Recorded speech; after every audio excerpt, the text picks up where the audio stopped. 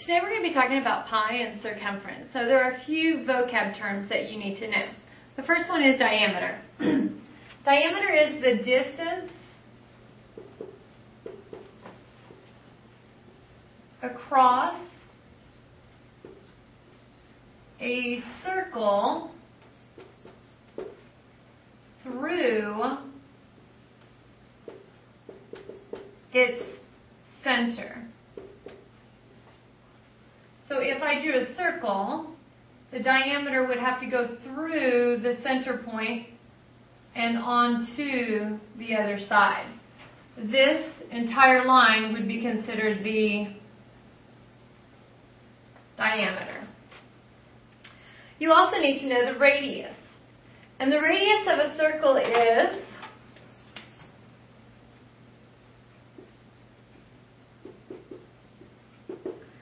the distance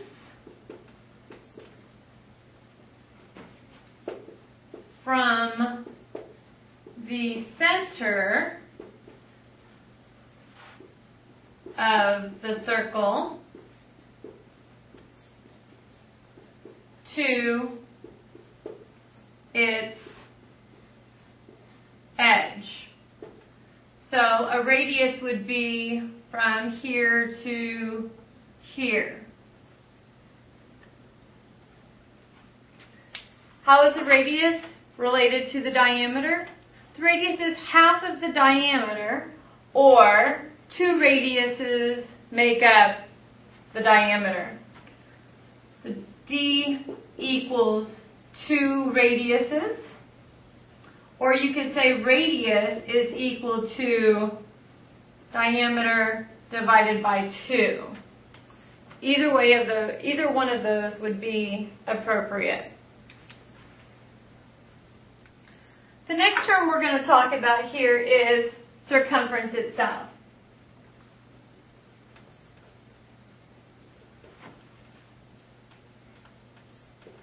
Circumference of a circle is simply the distance around the outside of the circle.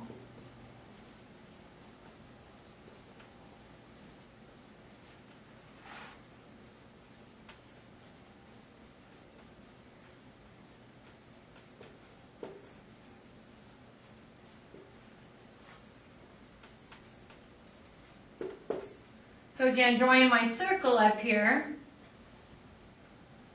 this would be my circumference. The distance around the outside.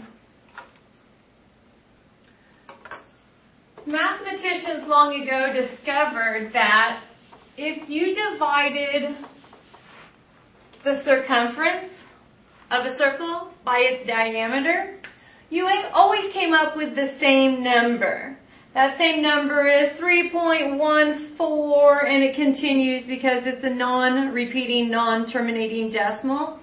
We call it pi. That means pi is just simply the ratio of the circumference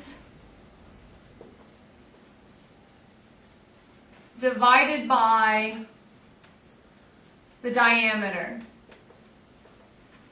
Most textbooks will tell you to use 3.14 as pi. That way it makes it easier to grade it because everybody's going to get the same answer using 3.14.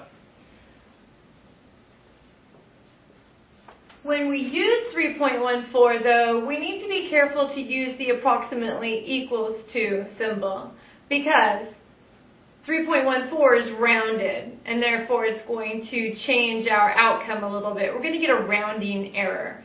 So we need to be using the approximately equal to symbol. So how are we going to use this? If I told you the diameter of a ball is 8 1/4 inches, I might also ask you to find the circumference. So find the circumference. We'll going back up here to this formula where I have pi is equal to circumference divided by diameter, I need to find the circumference, which means that I need to get the letter C by itself.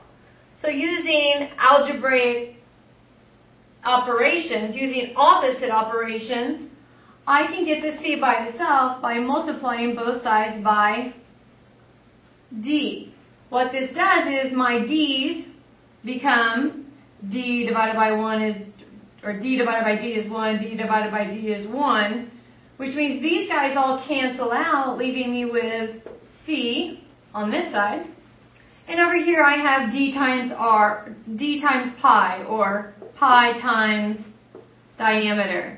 The formula we will use to find the diameter of a ball is going to be C equals pi D. To solve this formula, we just simply substitute in the information that we've been given. I don't know what C is. As a matter of fact, it tells me that I'm finding the circumference. So I'm going to go ahead and carry the C down. I always bring my equal sign down as well. We're going to replace pi with 3.14, which means our answer is actually going to be approximately equal to. So we're replacing pi with 3.14, and we will be multiplying times the diameter. The diameter in this case is 8 1/4. I'm going to change that to 8.25 because that way I'm dealing with decimals only. So coming over here, I'm going to multiply 3.14 times 8.25. 5 times 4 is 20, carry my 2. 5 times 1 is 5, plus 2 is 7. 5 times 3 is 15. 2 times 4 is 8. 2 times 1 is 2. 2 times 3 is 6. 8 times 4 is 32. 8 times 1 is 8, plus 3 is 11. 8 times 3 is 24, plus 1 is 25. 0, 15, 10, 9, 5, 2.